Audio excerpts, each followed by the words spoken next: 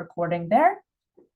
But yes, once again, I'm Valerie Weingart. So glad that you're joining this evening, and let's get started. So from what you can probably tell, since I work in national fellowships are a very important part of my life and something that I really like to talk with others about. It's my career now, but this was not always the case. In fact, about 10 years ago, things were really different, and that's where I'm actually going to start this evening, if this will go. So a little bit of background. That's me. That is my first year self when I started at Ball State University in Muncie, Indiana. I actually attended an info session about national fellowships when I was a first year student.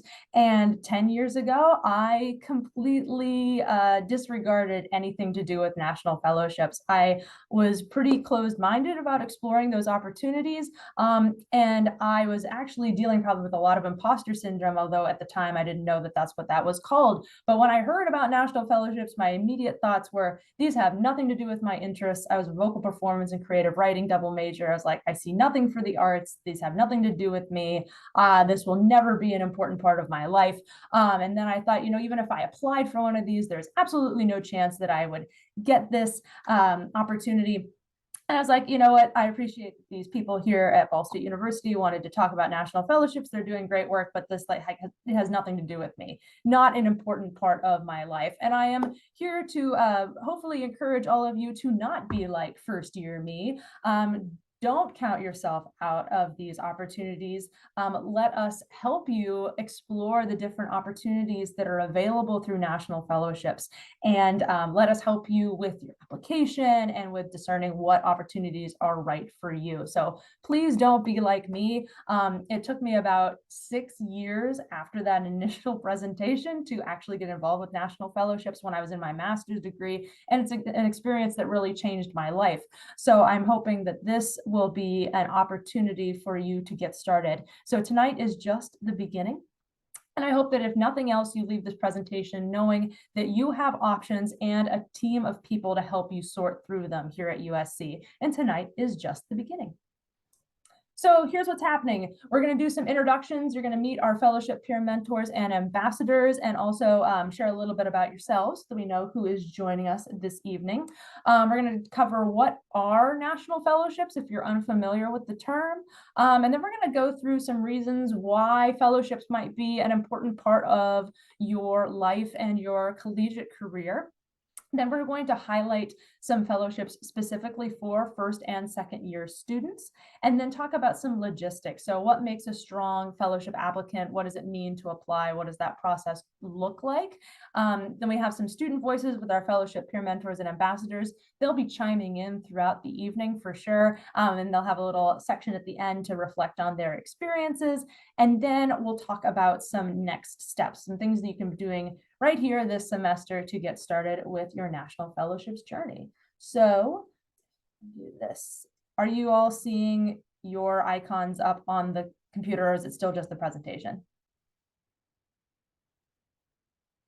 All good still?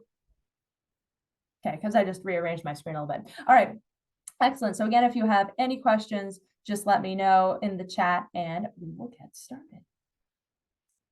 So who's who? So what I'd like for all of us to do, if you wouldn't mind, in the chat, please type out your name and your pronouns, the major you currently have. I know that we have some SCHC advisors here joining us, so thank you for doing that.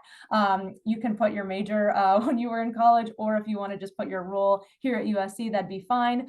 For our fellowship peer mentors and ambassadors, I'm actually going to have you do this out loud and sharing with everybody and talking about name, pronouns, major, what fellowship you received. And then for everyone else who is a guest also in the chat, I want you to imagine that your current major or majors, minors no longer exists. So what would you choose to study instead? Just as kind of a thought experiment, okay? But for now, let's get started with our fellowship peer mentors and ambassadors. So Katerina, would you mind going first and just introducing yourself? Okay, sure. So my name is Katerina. My pronouns are she, her. My major is biomedical engineering. I'm also earning a minor in chemistry, which is really cool. And I received the Mayo Clinic SURF Fellowship. Thank you, Katerina. All right, how about Ever? Hi, everyone. My name is Ever Curry. I use she, her pronouns. I am a senior biology major here at the university, and I was awarded the National Science Foundation Research Experience for Undergrads, or NSF-REU. Ever? Okay, Esther. Hi, I'm Esther Adelson. I use she, her pronouns. I am a chemistry and math double major, and I was awarded the Noah Hollings Scholarship. Esther and Scotty. Hey everyone, my name is Scotty. I use she, her, and they, them pronouns. I'm double majoring in history and political science with a minor in mass communications through our journalism school. And this past summer, I participated in the American Enterprise Institute's Summer Honors Program. Scotty and Shannon. Hi, my name's Shannon. I use she, her pronouns, and I'm a biomedical engineering major with a neuroscience minor, and I received the Goldwater Scholarship. Thank you, Shannon. All right. And then everybody else, so thank you, Sarah and Tracy, for entering some of your information here. So remember, please put in the chat your name and pronouns, major, and then what you would study if your current majors no longer existed. And I promise that there is a reason for this. So please go ahead and do that just so everybody can know who is here.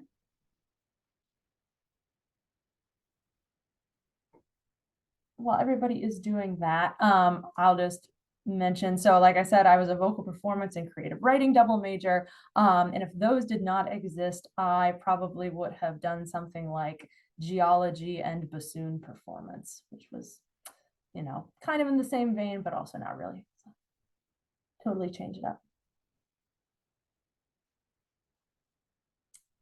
All right, so the reason why I'm having you all talk about why what you would study if your current major did not exist is that everybody has, or most people have, a very broad range of interests. Sometimes you can't major or minor in everything that interests you, or sometimes an interest is not really something that you can study at a university. And national fellowships are really wonderful in that they can allow for exploring things either within your major and field of study or outside of that.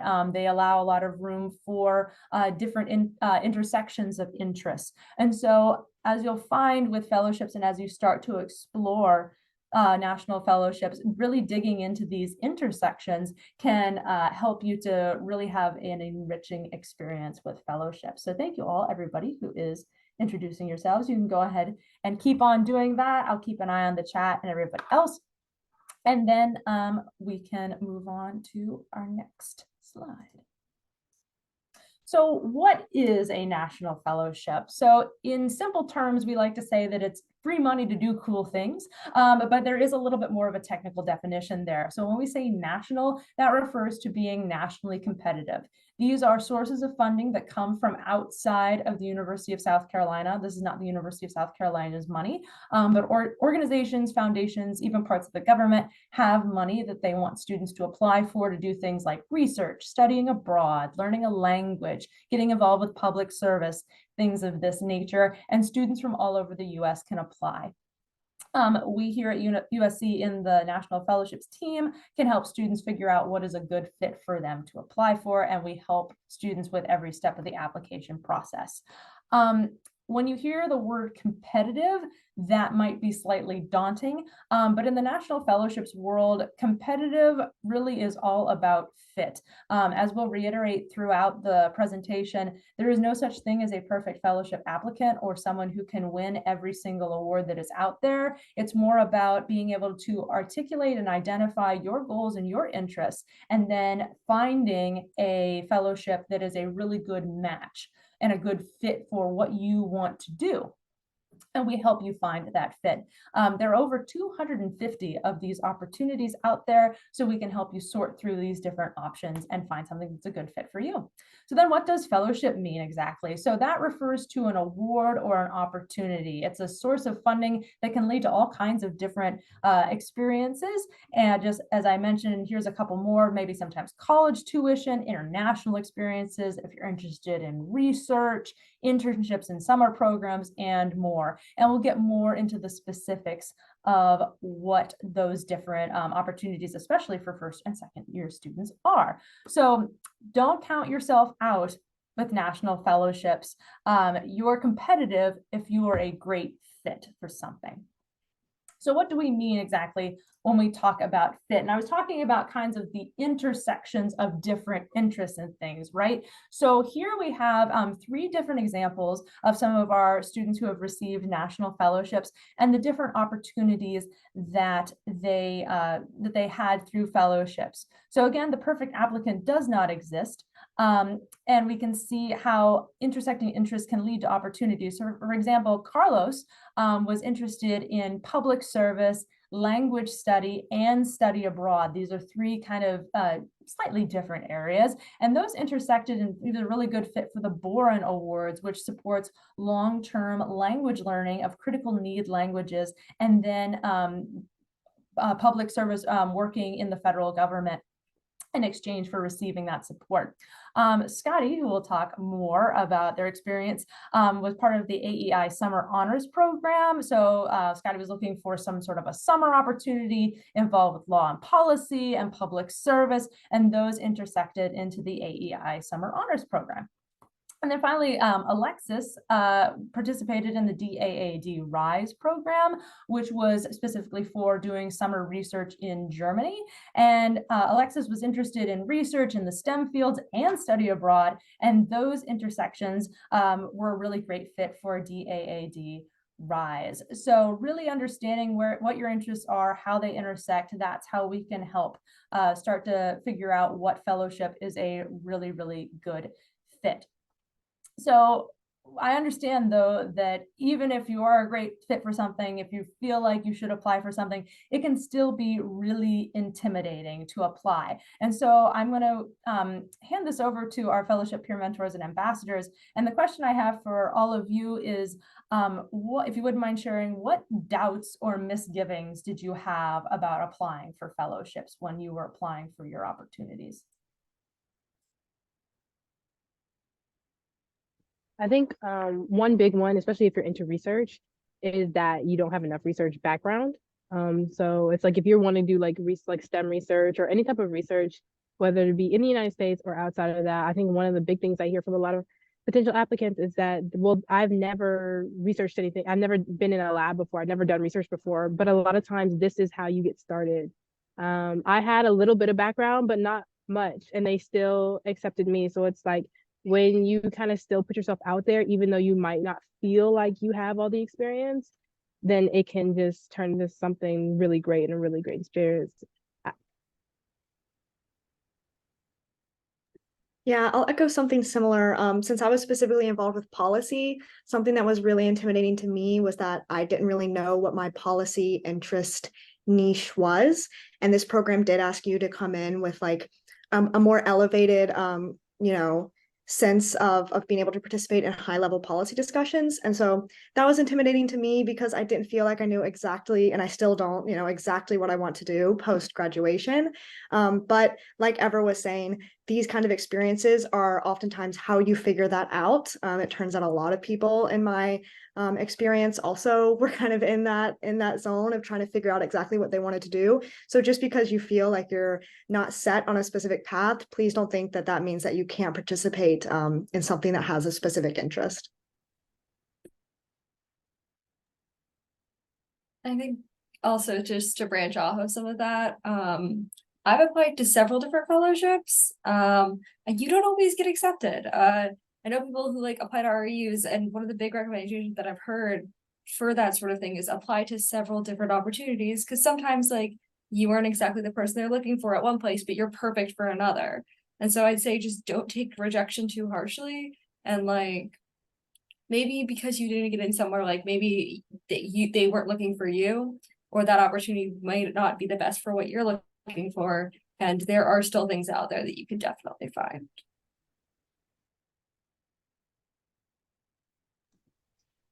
I would say like if I would say that one of my biggest like worries like when I was applying was that I wouldn't be able to make myself stand out among all the applicants that were applying that year. Um Essentially like there's so many different like amazing applicants out there. And I guess like one of the worries and doubts I had was that I wouldn't be able to earn a national fellowship because it's very difficult to make yourself stand out among so many like amazing applicants. What I would say is don't let that stop you from applying to something if you're really, really passionate about that. Like if you're really interested in that national fellowship, just go for it.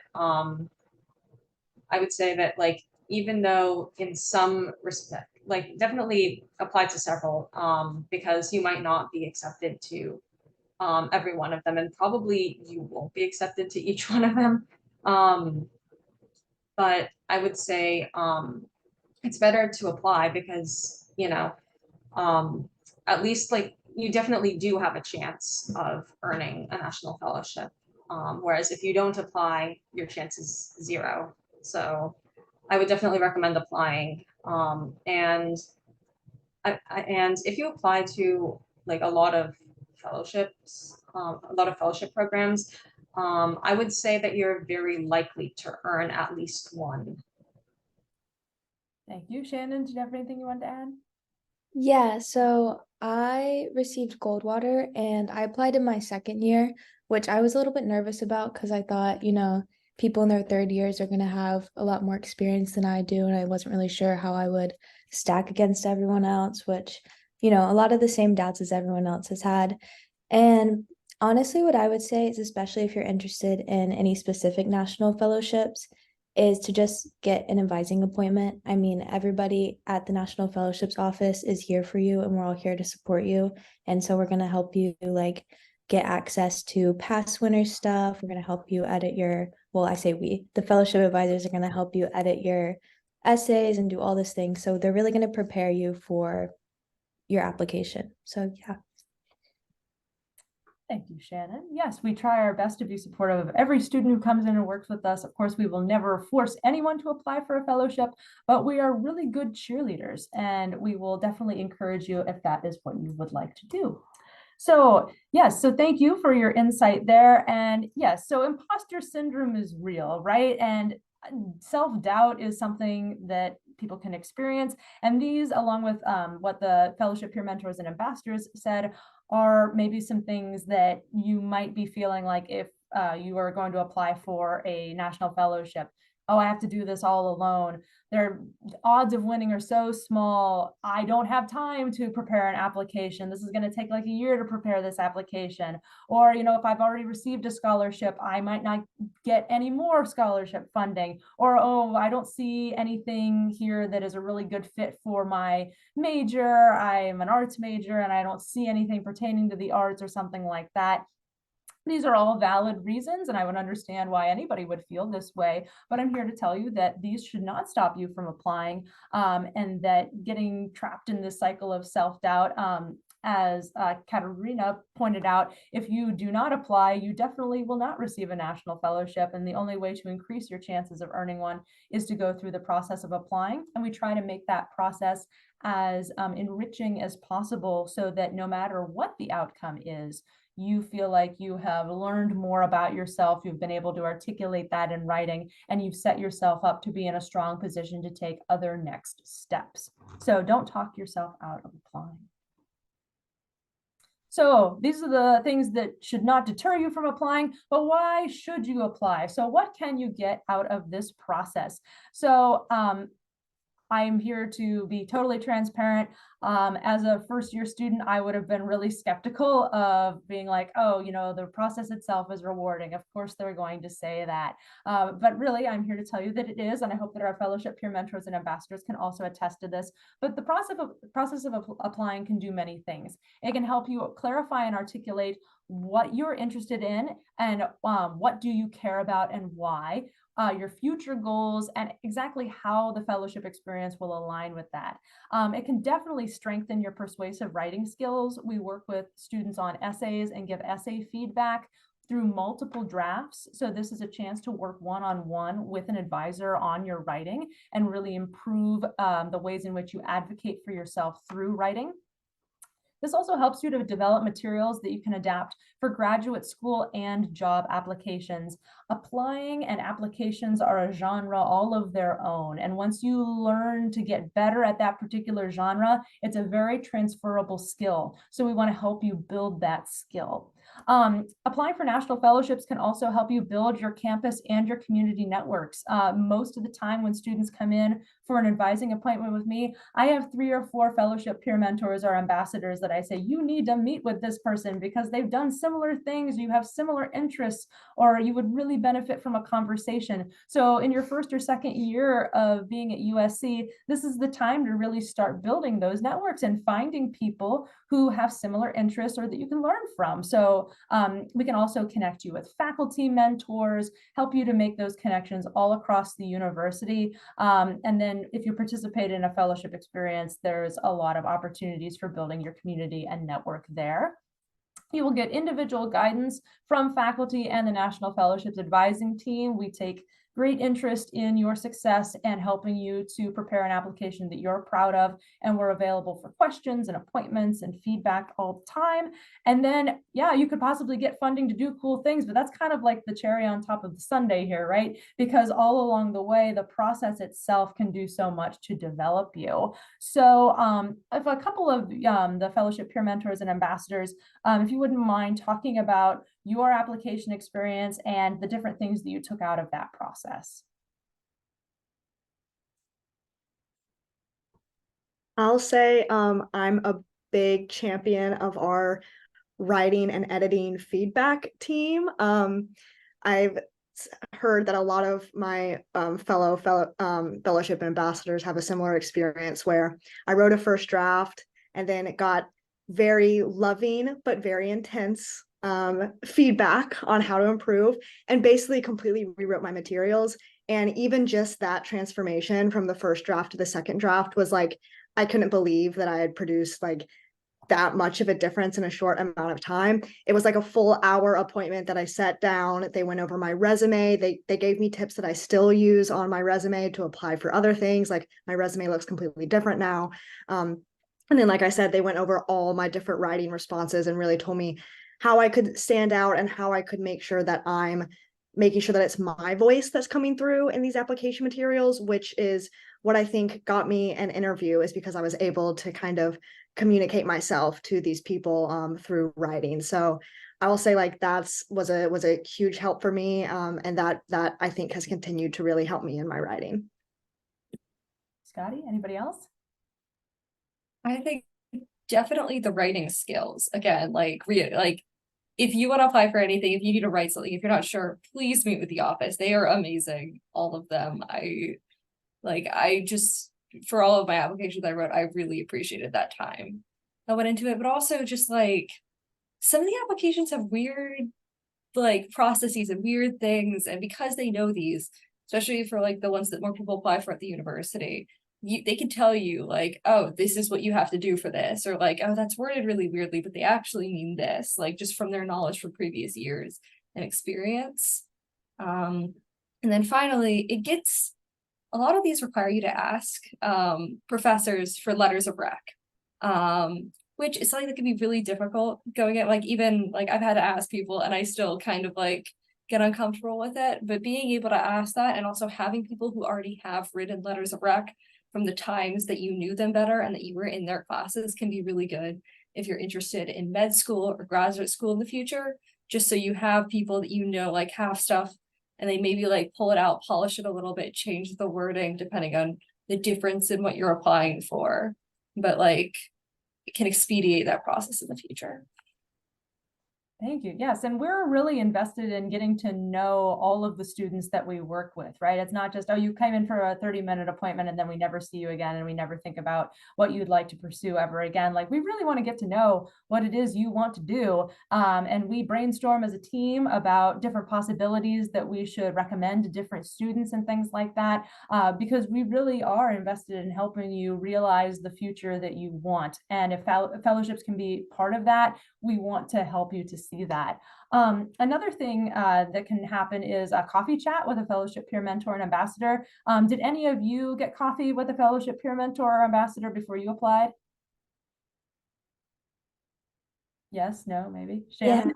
So I did with Adam actually. It wasn't for Goldwater, it was for Dodd Rise. Mhm. But yeah, it was really helpful and I did end up applying to it, but I took a different summer internship last summer. But yeah, it was super helpful and he kind of just told me everything with like some tips for stuff. Like one thing I learned for Dodd Rise is like, yes, you do get paid, but like you do have it's like a reimbursement. So you need to be prepared to like, but it's little like niche things that you wouldn't know from applying. So yeah, super helpful.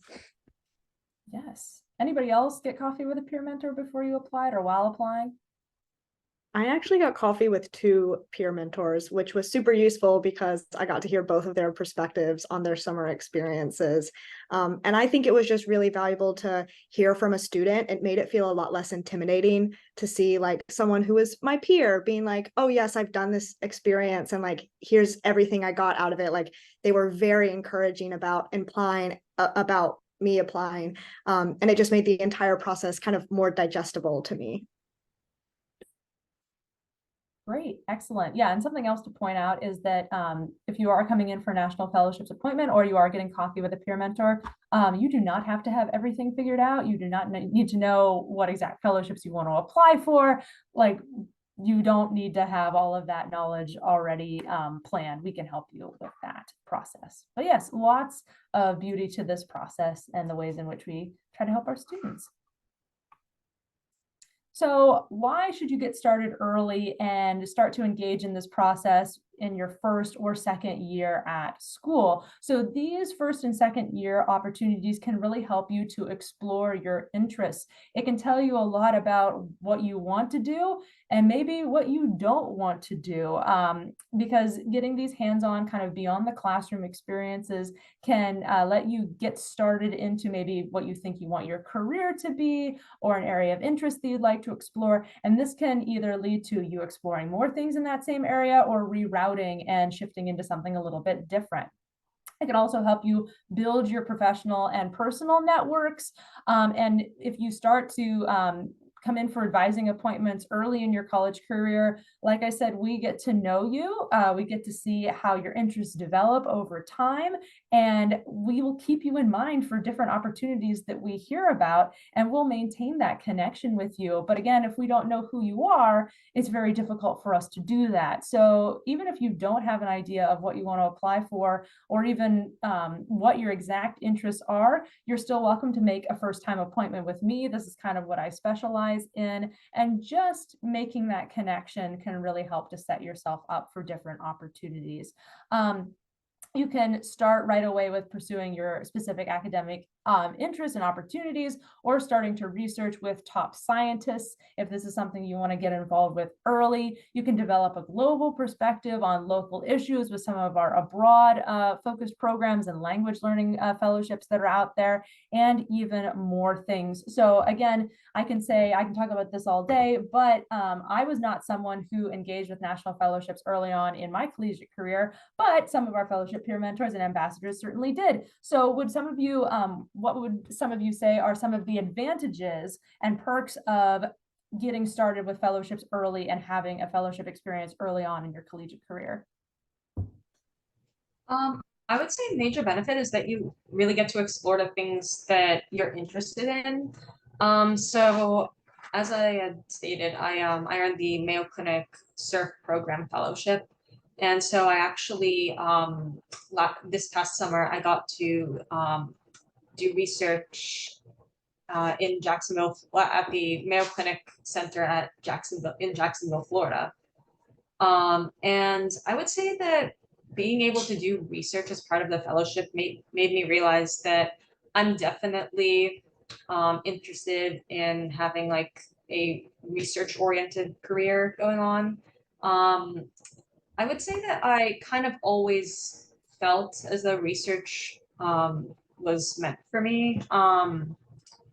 But I would say that being able to actually get hands-on research in a laboratory, specifically working in a field of like regenerative sciences, I would say that that definitely really made me realize that. Um, I guess like just being able to do that and engage in that fellowship opportunity definitely helped me sort that out and made me realize that research is definitely the way I want to go. Thank you, Katerina. Anybody else? Similar to Katerina, definitely on like the same research vein. I guess I applied kind of later, so kind of not what the question you're asking, Val, because I am a senior now, but I'm graduating a year early. But one thing that my fellowship showed me was that I, in fact, do not want my PhD. I was working with PhD students, with professors, and with people who wanted their MDs, their MD PhDs, and their PhDs. And I realized that this was not the life I wanted to live at all, ever. And so going through this process, like both Val and Katerina are saying, is just showing how to focus your specific interests. This is good for me since I'm graduating and I'm applying for grad programs now. And so it was good that I had this past summer, because then I can say, okay, I don't want my PhD. I'm only applying for a master's, right? But just for any of you all, freshmen, sophomores, it can also show you that for people who need to prepare for something like an MD PhD, that typically takes a big chunk of your time in your undergrad to prepare for an MD PhD. But when you get to a program and that's what you're working around and that's who you're working with, and it can show you that, okay, this might not be the thing that I want to do, or yes, this is actually the thing I want to do and I want to get my MD PhD. So I think on the same vein, kind of on the same coin, it can show you what you don't want to do as well. Thank you, Ever. Yes, Esther. So I think both of those, I feel that 100%. I think also outside of just like research specifically and like school lab work, you can also get an insight into professional work. So this last summer, I didn't have a fellowship, but I had an internship where I was working like 40 hours a week. And having that and working a job like that was really interesting. It made me feel kind of like a real adult in a way. And adjusting back to like the school schedule has been like, it throw me a bit because like I'm not at work for set amounts of time, but anyways, having that experience and having that insight into what it's like to work in that environment can be really interesting at our age. Additionally, I feel like I've had a whole lot more time my earlier years in college. Like as I've moved forward in my degree program and I added a second major, I've gotten a lot busier. And so not saying that like not having time to apply for a fellowship is a good reason not to apply, but it can be a reason why you don't end up applying for things when in the future. And so being able to get in and like put the work in and apply for stuff a little earlier might make like not applying later feel a little better, if that makes any sense. Excellent. Yes. Well, all right. So hopefully now you are enticed by the idea of applying for national fellowships and what they can do to help you focus on your interests and explore the different things that you might do in life. And so without further ado, let's talk about what some of those fellowships might be, especially for first and second year students. So we have several in different categories, and I'll talk through a few of them briefly. Fellowship peer mentors and ambassadors, when I get to the one that you have done, please chime in and talk about your experience a little bit. So we'll start with the internationally focused awards. So in terms of critical need language study, and by critical need, we refer to languages that are the study of which is crucial to U.S. national security and international relations. And some opportunities for that are the Boren Scholarship, which is a longer term language learning opportunity of a semester or more. There's also the Critical Language Scholarship, which we abbreviate to CLS. That is a summer language learning opportunity through the State Department. And then there's Project Go, or Project Global Officer, and this is particularly for ROTC students to do intensive language learning and cultural ambassadorship and cultural immersion in a specific country. So those are great experiences there. Bridging Freeman Asia FEA, which is the Fund for Education Abroad, and Gilman scholarships. These are scholarships for specific study abroad programs of your choosing. These can include language learning components, but they don't specifically have to. They're all slightly different in the areas they focus on. So Bridging is for study abroad in Japan. Freeman Asia is in Asian countries. The Fund for Education Abroad covers several different areas of the world for study abroad, and it's tied to financial need. And the Gilman Scholarship is for study abroad programs around the world of any length that are credit bearing, and that is specifically for students who are eligible for Pell Grants.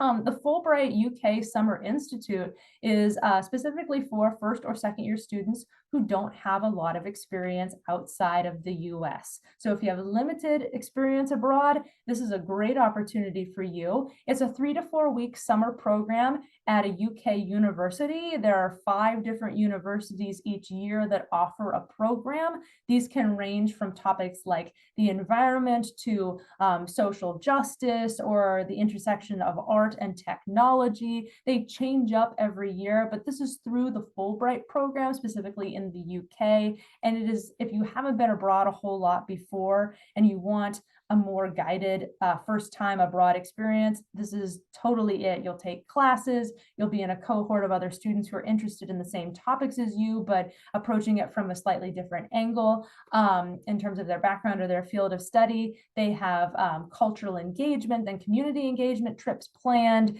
You'll get to do some travel around the UK. They pick you up from the airport. You have lodging. It's all covered. So it's a really great way to have a first time abroad experience. I have a lot of FOMO for this one. I wish I'd been able to do this when I was a student. It's such a great way to get involved with going abroad for the first time. So these are our internationally focused awards, and these are things that you can be thinking about and applying to your first or second year. Moving on to STEM, there are many STEM research and experience opportunities. So there's the DAAD RISE program. This is a summer research internship in Germany. You'd be working with a German PhD student, and you are not required to know German to complete this fellowship. Everything is conducted in English. Then there's the Goldwater Scholarship, which is for undergraduates who are planning a research career in STEM. Shannon, would you like to talk about Goldwater a little bit? Yes, so I actually applied and received Goldwater my second year, like I said earlier. So I kind of like in the same boat as some of you guys. I really thought that maybe I was too young. I kind of just was applying like for the first time, and I was like, oh, if I don't get it, at least I can apply again, which is a good thing to think, because if you go through the whole process once and you don't get it, you're that much more likely to get it the next time because you already know what you're doing. But yeah, I really enjoyed the application process. I found out a lot about myself, and it's also like you have to apply to get a USC nomination by October, and then you have to apply for the national one by January if you receive that nomination. So it's a pretty long process. So it's not like you have to do everything at once, but I would definitely start early if you're planning to apply. And yeah, you just get so much help for it, and you just can learn like how good of a writer you can be. Thank you very much, Shannon. The next is the Google Live Scholarship. So this is funding for computer science or computer engineering majors with visible or invisible disabilities. And then there's the Mayo Clinic Summer Undergraduate Research Fellowship. You'll find it in the fellowship world. We love our acronyms. So this is another one. And this is a 10-week summer experience for undergraduates who want to build their skills as young scientists. So Katerina, the floor is yours. Yeah, so I definitely did apply to the Mayo Clinic CERT program, and I thankfully received that. And I would say that being able to do research at Mayo Clinic was a great experience for me. There are many, so the program itself offers students many different research areas. So like there's like engineering, like biomedical engineering. There are also like a lot of people in neuroscience, biology, a lot of different research areas. I decided to apply for the regenerative sciences field that was mentioned there, and I would say that being able to do regenerative science research has really made me more interested in this field.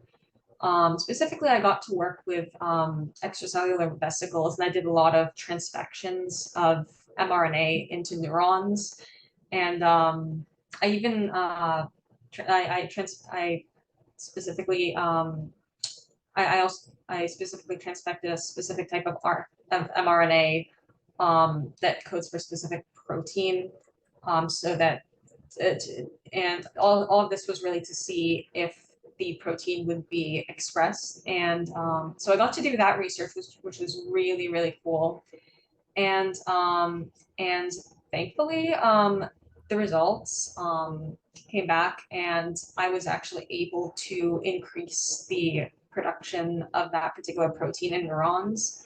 I would say that being able to do this program made me, I guess, like more aware of what research is like, and of how interesting it can be. And on top of that, I'm actually, in fact, going to be mentioned as a co-author on that particular research project once it gets published. So I definitely benefited in that way too. But yeah, definitely Mayo Clinic Surf is a great program. So if you're thinking of applying, like even if you're a little bit unsure if you're going to apply or not, I would say still like definitely do it. Like definitely go for it. Thank you so much, Katerina. Next is the National Science Foundation Research Experiences for Undergrads, or the REUs. And these are summer research opportunities and a wide range of STEM fields at universities all across the US. And this is something that Ever has experienced. Yes, so I applied last fall to get in for this past summer, and I was at the University of Minnesota Medical School. I worked with adolescents with depression, and not only did we applied creative tasks to their daily lives, but we also monitored their brain activity using MRIs. So I'm actually certified as a second chair MRI scanner. This process and the RUs is one of my personal favorites, A, because I did it, and B, because you can apply to a lot of different disciplines and a lot of them intersect. And so I applied to 4 different RUs. I got rejected from the first 3, but the great thing about RUs, there's no limit to how many you could apply for. And so you can apply from, that's why it's so important for you to understand the different disciplines and the different passions that you have, because I applied for ones that were way out of what I really wanted to do. The one that I received was for people who wanted psych PhDs, and I had wanted anything to do with that. But because I got in, and because I still wanted to participate in research over the summer, and I didn't want to go home, I was like, let me just go and experience this. And it was a very good experience. And it showed me, again, like I said earlier, that I, in fact, did not want my PhD. Thank you, Ever.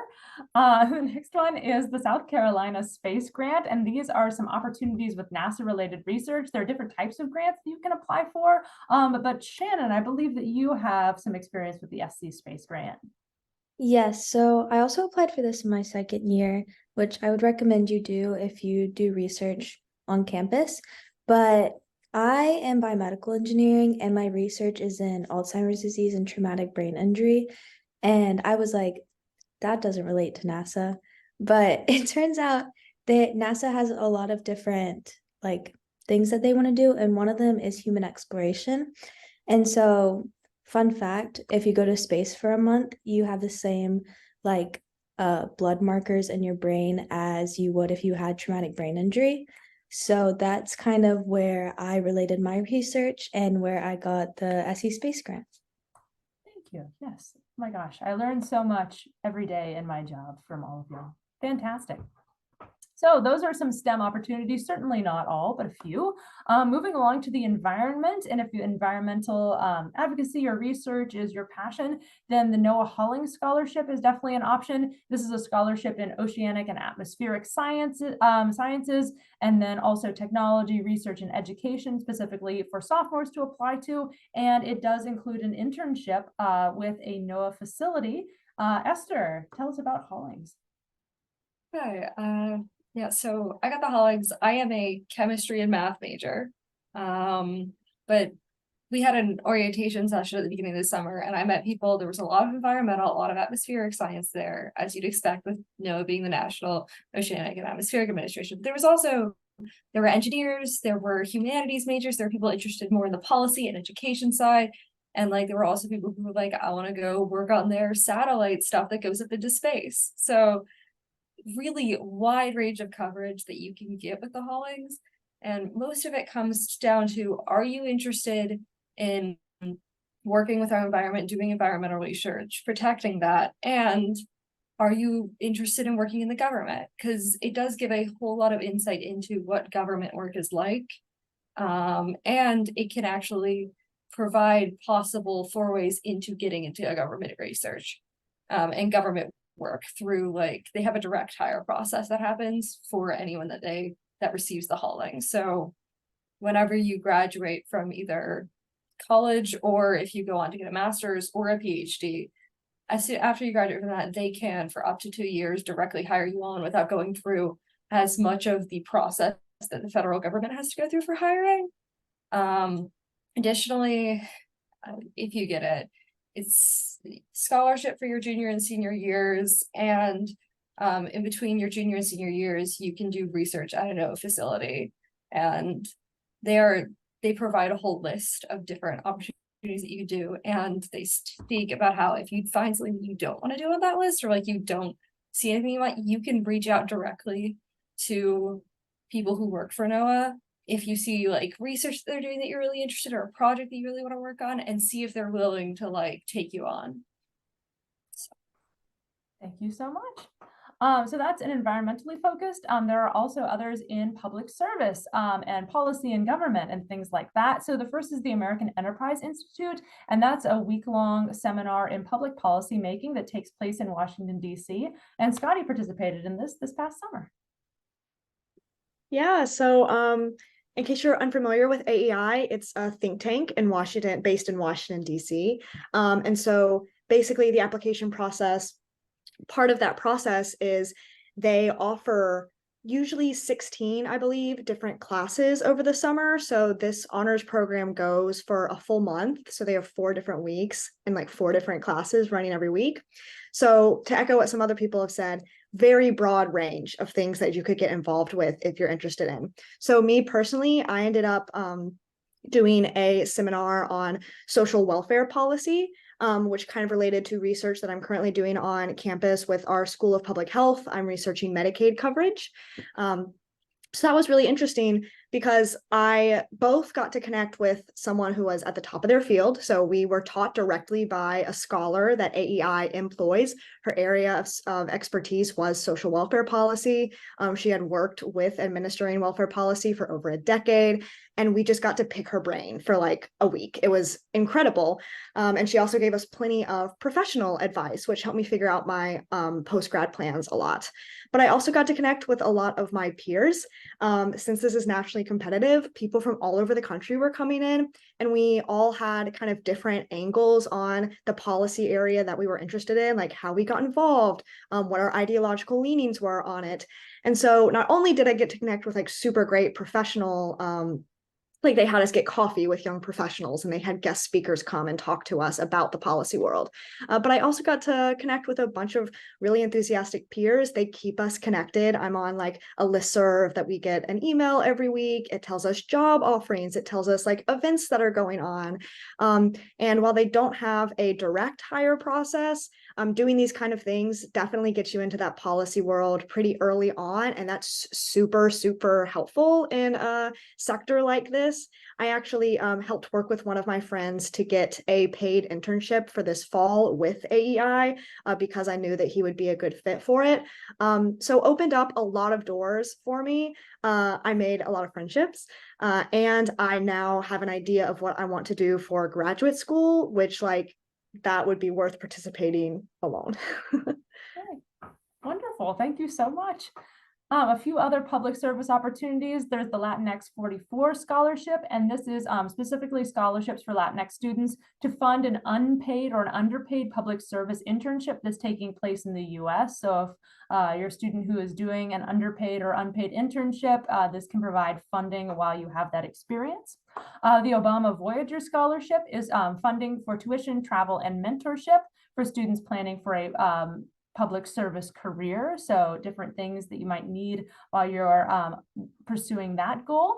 And then finally, the Udall scholarship is funding and a week-long retreat for students who are interested in tribal policy, Native healthcare, or the environment. So if environmental policy or Native American healthcare and tribal policy are things that you're really interested, the Udall scholarship is definitely something worth looking into. Of course, if you're looking at this list and thinking, well, if I'm a creative arts major, how can creativity or the fine arts possibly connect? And that's something that as advisors, we can really help you with, because we know the nuances of these different awards and opportunities. And if there's a chance or an opportunity for you to tie in your creative interests with this, we can definitely talk about that. Studying abroad can be a wonderful way to explore the creative arts. If you're, for example, you're majoring in art history or studio art or media arts of some kind like that, being able to experience another culture and draw inspiration from that could be something that would be really worth exploring. Or learning a language. I think that like as a vocalist, it would have been great if I would have learned another language in great detail. I knew some, but really being able to dig into that would have been particularly rewarding. And then, for example, like with the Holling Scholarship, I heard that one of the most recent fellows, not from USC, but just in general, her internship with NOAA was creating a coloring book, I believe. And so engaging in that way with NOAA. So there are lots of possibilities, and we can talk them through with you.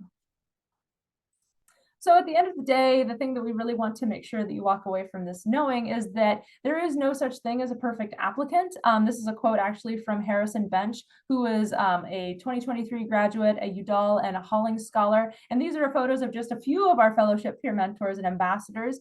So don't worry about being a perfect applicant. It's really about focusing in on your interests and your passions and finding what can really align with what you want to be doing. So knowing who you are and what you'd like to do is the starting point for all of this. So instead of dwelling on reasons maybe why you wouldn't get a fellowship, I encourage you to dwell in possibility instead, to quote Emily Dickinson. So these are some reasons why you should apply. Strong applicants dwell in curiosity and possibility. So if you have questions, dreams, and ideas, and interest in other perspectives, solid academics, particularly in your area of focus, you're thriving in your classes, you love what you're studying, you look forward to learning more, you have that intellectual curiosity, all great signs. If you have leadership experience in many different forms, that can be enriching and a great part of a fellowship experience. Resilience and follow through in the face of obstacles, and a unique perspective on the world's biggest problems. These are all things that you can bring to a fellowship, and then a fellowship can help to foster. So focus maybe on these things instead, all the things that you could get out of this process of applying and earning a fellowship, and not why you shouldn't apply. So what do you have to lose by trying and giving it your best shot? Just enjoy the process and all of the assistance that you can get throughout that process. So as we're wrapping up, I want to ask maybe one of you, our fellowship peer mentors or ambassadors, whoever wants to take this question, and that is, what advice would you give your younger self? Anybody want to take it?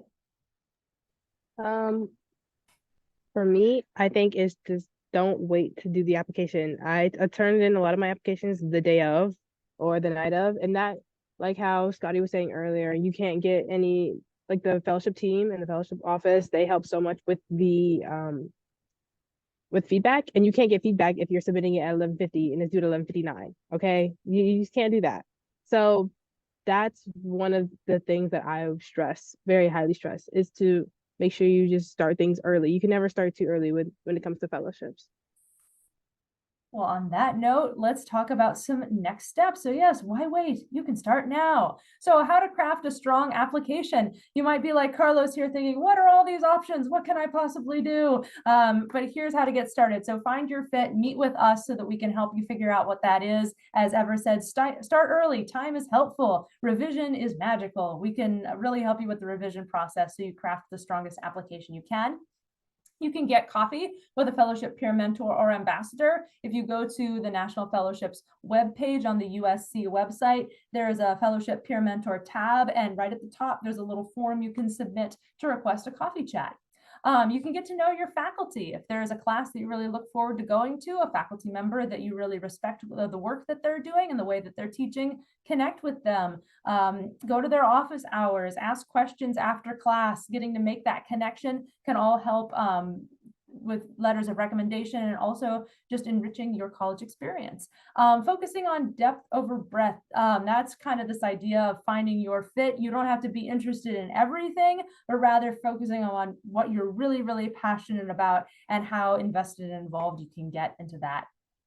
So demonstrate your interests. Lots of opportunities on campus to get involved with clubs, organization, leadership, research, service, you name it. There's probably something that you can do to hone that here at USC. So if you know that you're interested in sustainability, why not join Sustainable Carolina? If you know that you're interested in maybe being an attorney, why not join or audition for mock trial and get that experience? These are all things that can help help you have things to talk about in your application.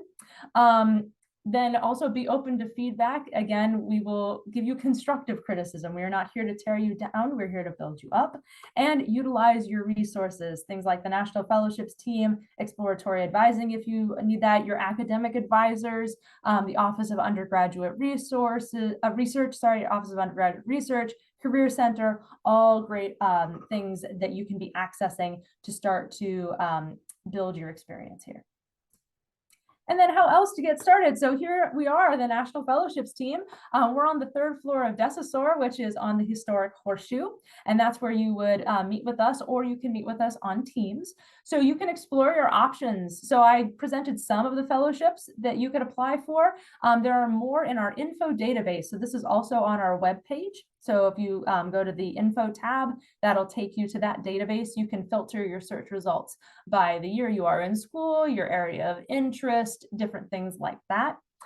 Check out more of our workshops. This is one of many that we offer. So we do more broadly focused ones like international opportunities or 1st and 2nd year fellowships or summer opportunities. That's another one that's coming up later this fall. But then for specific awards like Goldwater, Critical Language Scholarship, Gilman, we have specific workshops and things like that as well. Make an appointment with us via Navigate. We're under involvement and engagement, and you can have your first appointment or follow up with us, get essay review. It's all there.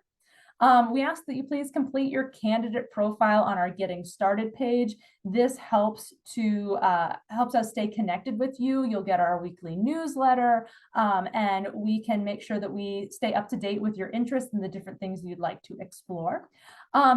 As a bonus, attend our Fall Fellowships Fair, which is going to be on October 24th from 3 to 5 p.m. on Davis Field. That's by the Cooper Library Fountain over by Russell House. Most of our fellowship peer mentors and ambassadors and our advisors will be there. We're going to have games, we're going to have food, we're going to have music, and all kinds of information for you. So this is a very laid-back event. Stop by, get some free food, play some cornhole, talk to our fellowship peer mentors and ambassadors and us, ask questions. It's going to be a really, really fun time. And then if you want to hear more testimonials about fellowship experiences, we do have our Engage in the Process podcast. Season 2 recently premiered, and these are episodes each featuring a different fellowship recipient. They've received a lot of different ones. We have 6 episodes, and you can hear about all of our students' different journeys, both to fellowships, also through fellowships, and steps beyond. So more information is available there. And then, yes, as Scotty said, get coffee with a peer mentor. As I mentioned, that's another really great way to get started. All right, so those were that's the bulk of the presentation here. I've given you a lot of information and hopefully you're feeling excited. So what I'm going to do is I am going to stop recording